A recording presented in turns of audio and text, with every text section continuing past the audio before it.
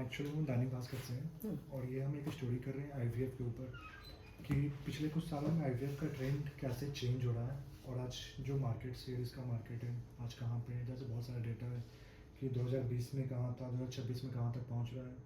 Second चीज़ कि ये trend क्यों चेंज हो रहा है, मार्केटिंग। हाँ नहीं मार्केट में आईवीएफ का कल्चर जो बढ़ता जा रहा है, मे बी लोकल लाइफस्टाइल बदल रहा है इस कारण से।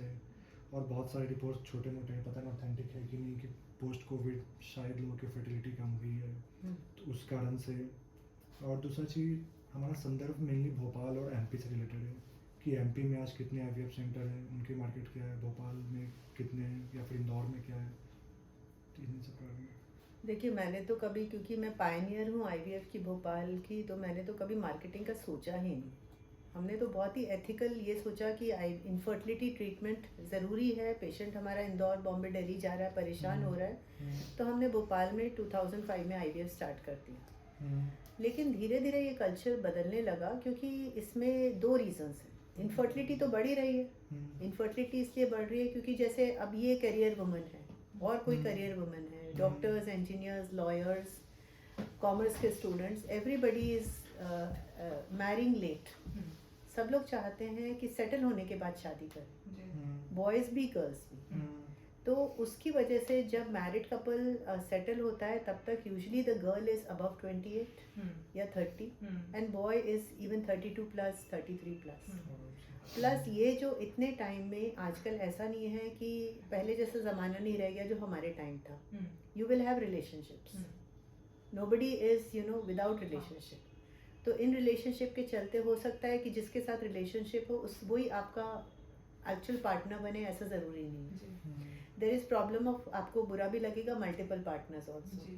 तो इसकी वजह से इन्फेक्शंस भी बढ़ गए। एक तो डिलेड मैरिज, दूसरा इन्फेक्शंस, तीसरी चीज़ स्ट्रेस और प्रदूषण।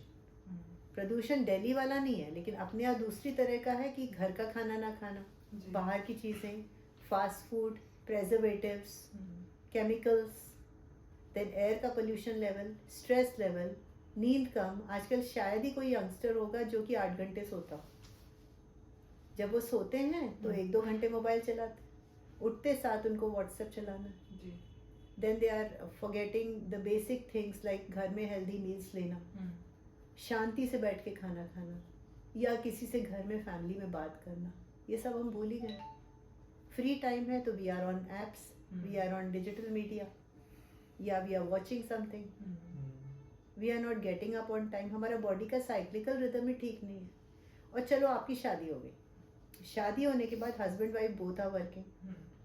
हस्बैंड और वाइफ जब दोनों काम करके ऑफिस से 8 बजे लौटेंगे, या तो ऑर्डर इन कर लेंगे खाना, या फिर कुछ बनाएंगे तो 10 साढ़े 10 तक। उसके बाद क्या उनका फिजिकल रिलेशन रहेगा बताइए। सुबह 6 बजे उठना, तो वो वाला ना टाइम है। तो आजकल हस्बैंड वाइफ का फिजिकल रिलेशनशिप भी इसकी वजह से सफ़र कर रहा है। या फिर long distance, husband is commuting daily, Itarsi से भोपाल आ रहे हैं या इंदौर जा रहे हैं, या दिल्ली गुड़गांव वाला जो चक्कर है, या फिर कई बार husband is in different city, wife is in different city because of jobs. तो they are meeting only once a week या वंस इन 15 डेज।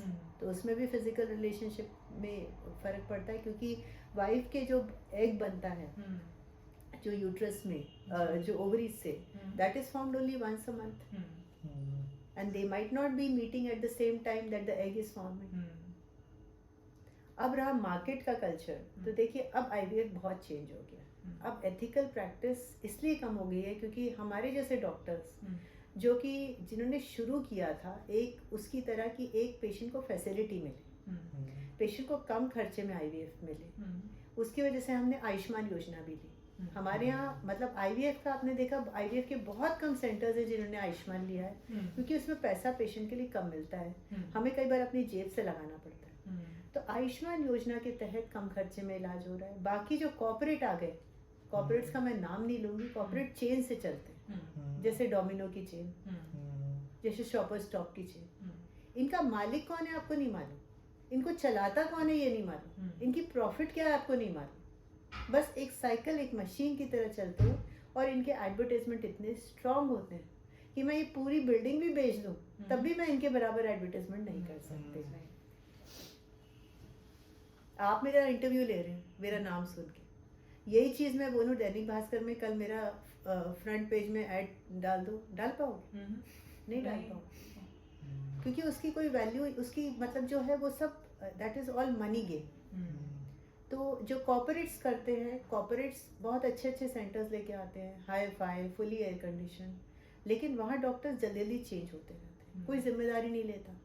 कोई डॉक्टर जो नया सीख के आएगी 5 साल पुरानी, वो वहाँ इंदिरा या किसी भी आईवीएफ में सेंटर में बैठ के इतने ज़्यादा रेटिंग कर देते हैं अपना, इतना ज़्यादा अपने यूट्यूब में वीडियोस डाल देते हैं, सब डाल देते हैं कि पेशेंट को लगता है अरे यही बेस्ट डॉक्टर है।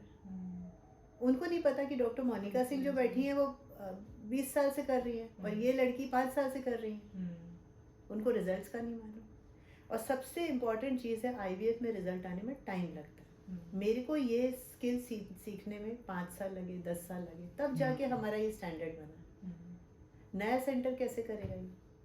तो ये भी फ़र्क है। और दूसरा, वो लोग स्थिर नहीं होते, 5 साल यहाँ काम करेंगे, 5 साल यहाँ काम करेंगे, फिर अपना नर्सिंग होम, तो इसमें काफ़ी टाइम फिर पेशेंट फिर सफ़र करता है।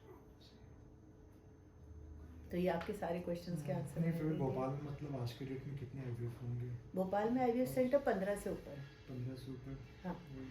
और इसका प्रोसेस क्या होता है? अगर कोई मान लीजिए कोई कपल है, वो आता है किसी आईवीएफ सेंटर, आप ही क्या होता है, तो स्टार्टिंग से लेकर लास्ट तक का प्रोसेस और खर्च वगैरह क्या होता है?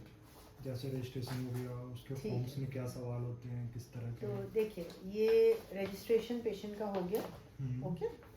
इसके बाद पेशेंट के ये ओवरीज हैं, ठीक है, इसमें एग बनाने की प्रक्रिया करते हैं इंजेक्शंस लगा के, ठीक है।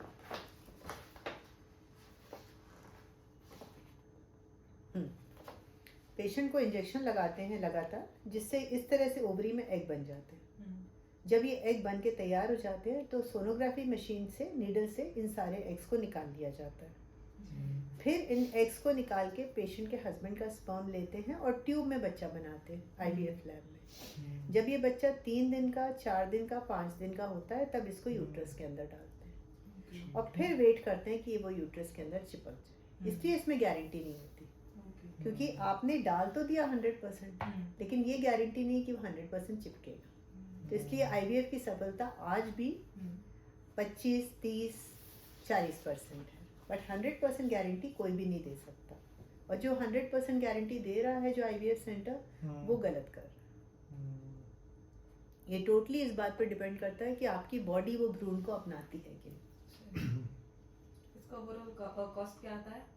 इसका ओवरऑल कॉस्ट देखिए, दवाइयाँ आती हैं इसमें करीब 60 से 80 हज़ार की, और लैब का खर्च आता है 40-50 हज़ार। तो इसका खर्च आज की डेट में इतनी महंगाई हो गई है, तो 80 हज़ार से 1 लाख से तो शुरू होता है।